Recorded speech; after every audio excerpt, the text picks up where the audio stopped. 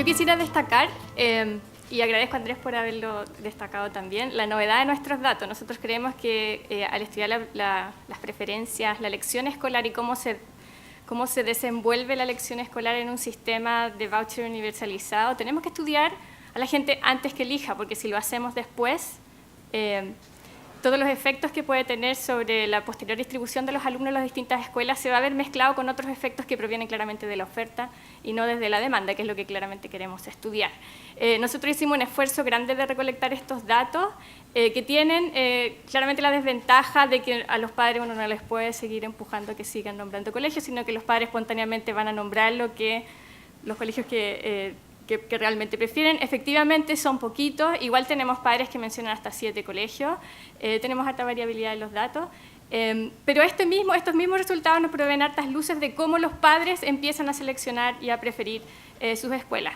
Respecto a estos datos, en este estudio nosotros solamente explotamos lo que es la primera transición, es decir, niños pequeños entre 2 y 5 años que van a entrar a la educación primaria. Sin embargo, este estudio incluye también a la educación media, y en ese sentido lo que decía Silvia me parece muy interesante, que en realidad merece distinguir lo que es la segmentación en la educación básica y lo que es la educación media, porque las decisiones se toman de manera diferente.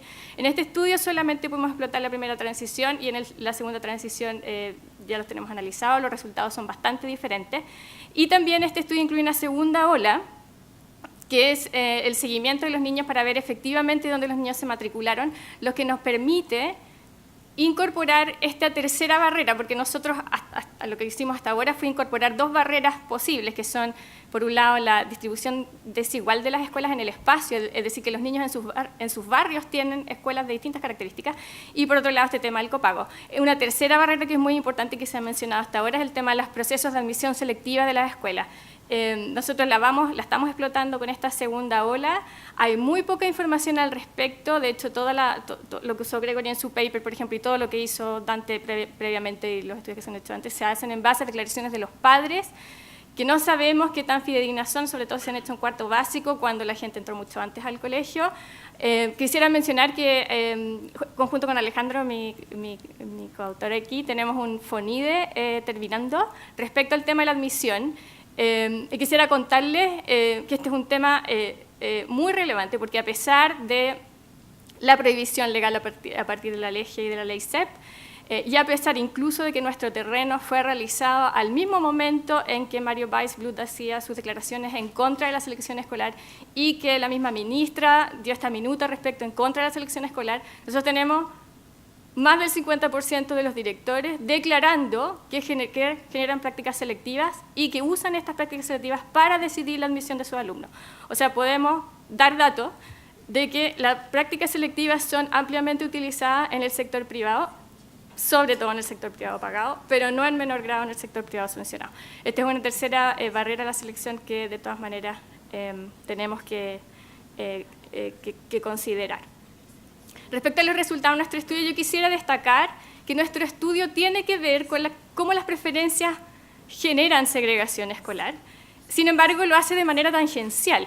Nosotros no estudiamos la segregación escolar per se, nunca medimos la segregación escolar, sino que solamente lo que analizamos es cuán distintas son las preferencias de los padres y en términos de calidad. ¿Y por qué de calidad? Que es algo que está en el artículo y que en realidad no lo alcanzamos a mencionar por un tema de tiempo, es porque efectivamente los colegios que son más mencionados, los colegios que son más populares, nosotros tenemos colegios que son mencionados entre una vez y 39 veces o 40 veces. Tenemos un colegio que fue mencionado 40 veces por nuestros padres.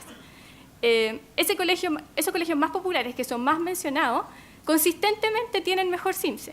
Entonces, el CIMSE, independiente de lo que signifique el CIMSE tiene mucho que ver con las etiquetas de popularidad de las escuelas. Los padres asocian, de alguna manera, puede ser directamente, indirectamente, como sea, el CIMSE está muy asociado a la popularidad y por eso usamos el CIMSE como para distinguir qué padres prefieren más CIMSE y no.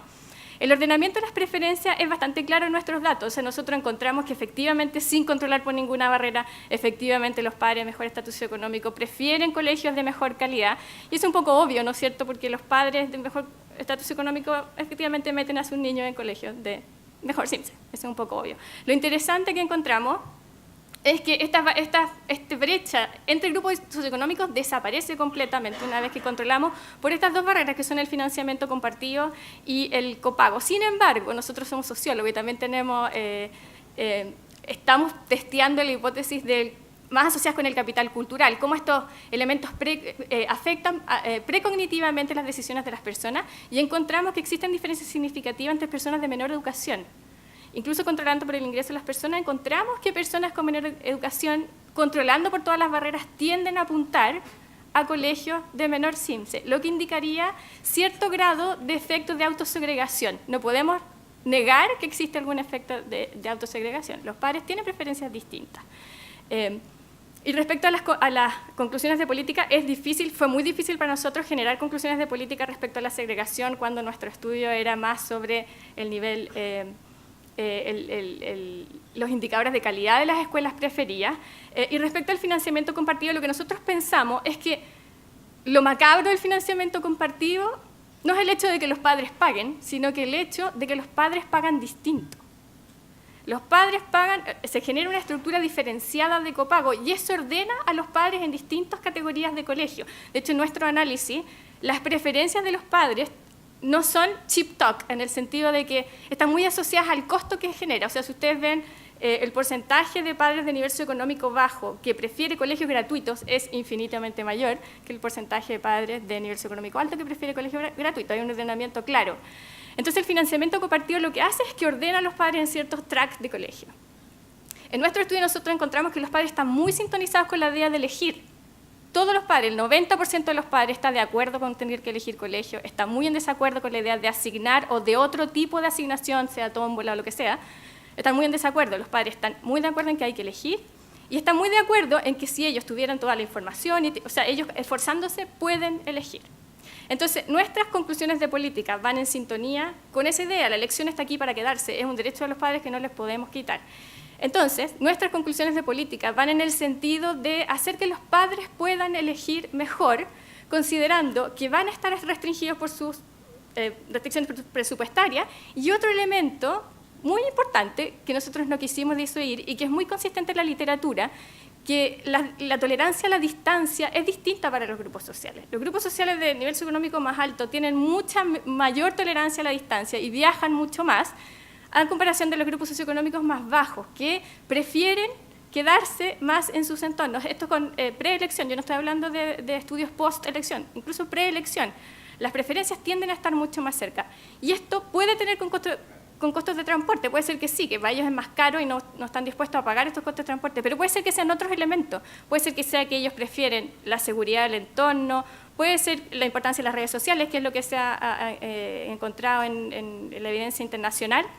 Pero nosotros queríamos apegarnos a esa idea. Los padres de contextos vulnerables prefieren quedarse en sus barrios y no tiene mucho sentido que los obliguemos o de alguna manera los buceemos, en el fondo, los movamos de sus barrios. Por eso llegamos a la idea de la gentrificación y nosotros estuvimos en conversación con la gente del grupo de espacio público que hace estudios sobre segregación residencial y entendemos que el concepto de gentrificación es un contested issue, en ese sentido, es un concepto difícil. Y no queríamos dar la idea, porque la idea de la gentrificación en espacio urbano es mejorar los barrios, y en ese mejoramiento de los barrios, la gente que originalmente habitaba ahí, inevitablemente se va. Nosotros no queríamos dar la idea de que nuestra propuesta política era mejorar las escuelas pobres para que los niños pobres se fueran, efectivamente. Y en ese sentido, nosotros creemos que la gentrificación tiene que ser inclusiva. Y para poder generar gentrificación inclusiva, tenemos que proteger de alguna manera estos colegios, al menos en un principio. Creemos que la ley CEP es un paso gigante en este sentido.